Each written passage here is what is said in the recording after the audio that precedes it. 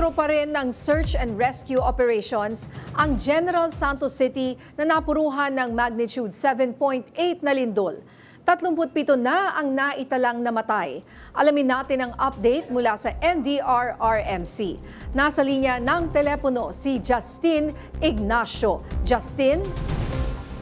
Ninya, 88,000 tao ang naitalang apektado sa 7.8 magnitude na lindol sa Sarangani kahapon.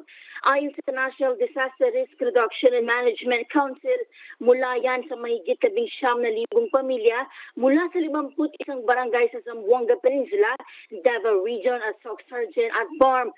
Kanina, ibinahagi ni Civil Defense Administrator Undersecretary Harold Cabreros ang mga datos kay Pangulong Ferdinand R. Marcos Jr. sa isang online meeting.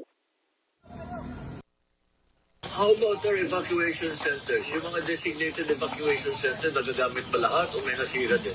So far, sir, there's no report of any evacuation centers that were damaged, except that other evacuation centers are not being used due to the frequent aftershocks, sir.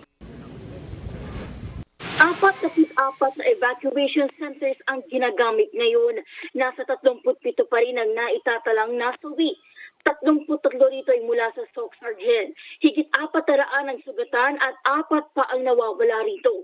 4 naman ang namatay mula sa Davao Region. Higit 120 ang napinsanang istruktura mula sa 3 reyon.